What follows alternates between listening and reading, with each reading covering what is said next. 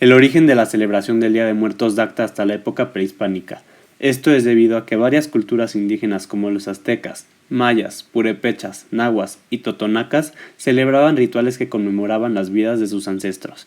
Ellos tenían diferentes tradiciones, todas relacionadas con la adoración a los dioses y a sus difuntos. Lo que ahora es conocido como el Día de Muertos caía en el noveno mes del calendario solar azteca, cerca del inicio de agosto, y se celebraba por todo el mes. En primer lugar de las festividades se encontraba el dios Mictecacihuatl, conocido como la Dama de la Muerte, quien ahora es conocida como la Catrina. Cuando los conquistadores llegaron a México en el siglo XV, ellos estuvieron muy asustados por las prácticas ritualísticas de los indígenas, y en un intento de evangelizar a los indígenas movieron el festival hacia fechas en el inicio de noviembre para que coincidieran con las festividades católicas del Día de Todos los Santos y Todas las Almas, el cual es una fiesta religiosa que se celebra el 1 de noviembre. En ellas se veneran a todos los santos que no tienen una fiesta propia.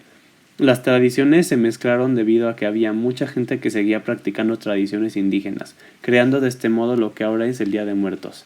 En la época de la colonia los españoles trataron de hacer ver a la muerte como un símbolo al cual temerle, pero en el siglo XVII se trató de quitarle lo terrorífico para darle un aspecto de amabilidad. Más tarde, en la época de la Independencia y de Juárez, cuando el Estado se separó de la Iglesia, se empezaron a construir cementerios muy lejos de las comunidades, pero Juárez decide crear panteones cerca de los pueblos.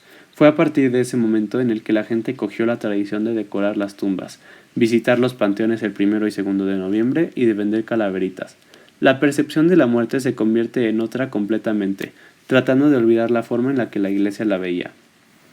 En la época del Porfiriato y la Revolución, la gente empezaba a compartir pan con los muertos, ponerles comida y decorar sus altares, y alumbrar el camino hacia los altares y tumbas, y así se fue poco a poco convirtiendo en la fiesta más importante de los mexicanos.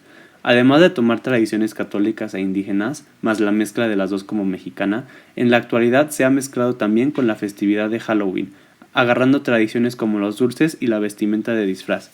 Es así como se crea el tema de la hibridización, puesto que el Día de Muertos está en constante cambio y no se basa en una sola cosa. Hoy en día el Día de Muertos es completamente diferente a lo que era en la época prehispánica o en la época de la conquista, pero muchas de estas tradiciones han persistido. Cada época definía su propio Día de Muertos, pues los acontecimientos que ocurrían en la sociedad tenían una gran influencia en la cultura. Dicho esto, la sociedad y lo que pasaba en el momento era en parte lo que formaba la cultura y en la actualidad funciona igual. Además, la sociedad, siendo el conjunto de comunidades, es también lo que forma la cultura, en el aspecto que cada quien celebra el Día de Muertos como está acostumbrado y como ha aprendido. Esto revuelve alrededor de la hibridización y de la sociedad creando la cultura, al mismo tiempo que la cultura creando a la sociedad. Oh, señora, esa pintura está muy bonita, pero ¿qué significan todas esas cosas? Claro, señora, déjeme le explico. Como puede ver, en esta pintura tenemos símbolos que son muy importantes dentro de la sociedad mexicana y cada uno cuenta con una historia que respalda por qué nosotros, los mexicanos, los utilizamos para el Día de Muertos. En esta pintura podemos ver la flor de cempasúchil, el pan de muerto y la calaverita de azúcar.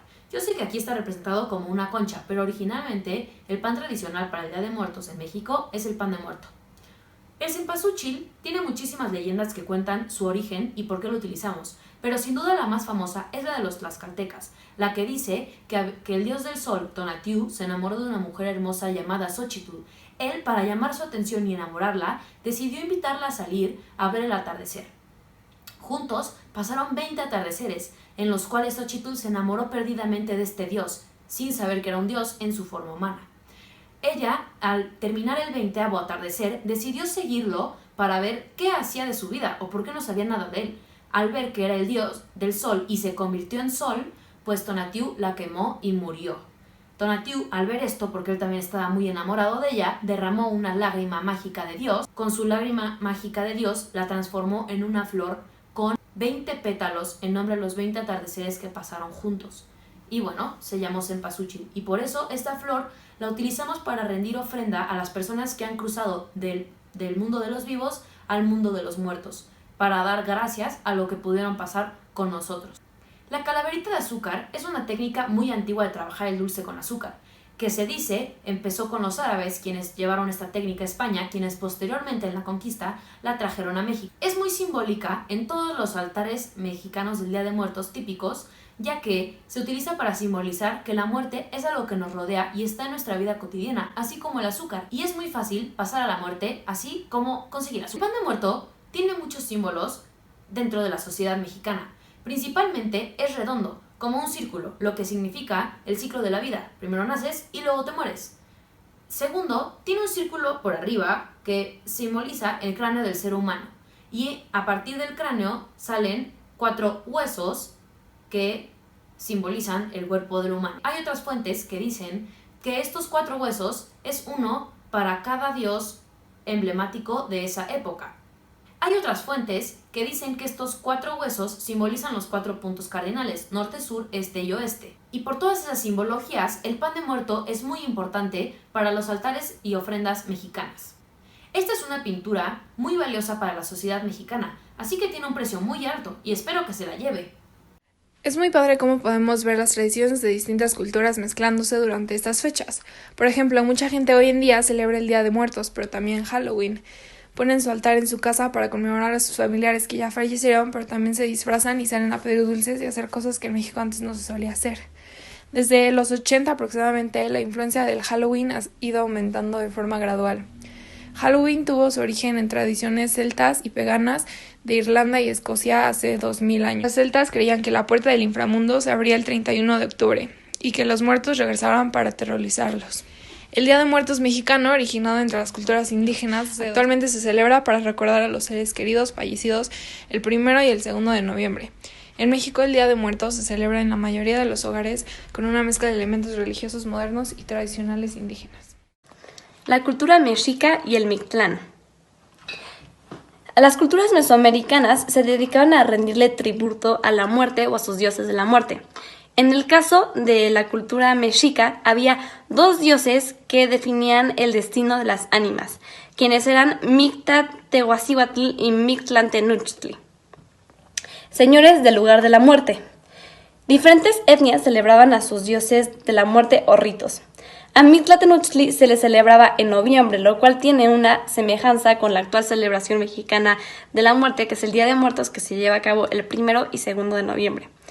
Otra semejanza es que en estos ritos a Mictlantecuhtli se le hacía una ofrenda con símbolos que lo representarán, y actualmente hacemos una ofrenda pero a las personas que hemos perdido, con objetos que les gustaban, comida que les gustaban, etc. Igualmente, ligado a los señores de la muerte, cuando alguien moría, después de que su alma se desprendía del cuerpo, hacía un viaje donde tenía que llegar hasta el Mictlán, donde lo esperaba Mictlantecuhtli.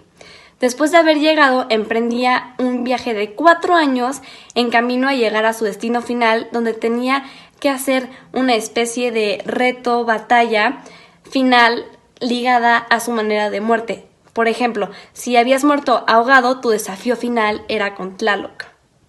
San Andrés Mixquic es un pueblo ubicado en las afueras de la Ciudad de México, en donde la celebración del Día de Muertos es muy especial. Las festividades empiezan el 31 de octubre, donde se pone el altar de muertos con todas las cosas básicas de un altar, como el agua, la sal, veladoras y la flor de cempasúchil, para que el día siguiente, el 1 de noviembre, a las 12 del día, suenen las campanas que anuncian la llegada de las ánimas de los niños y adultos.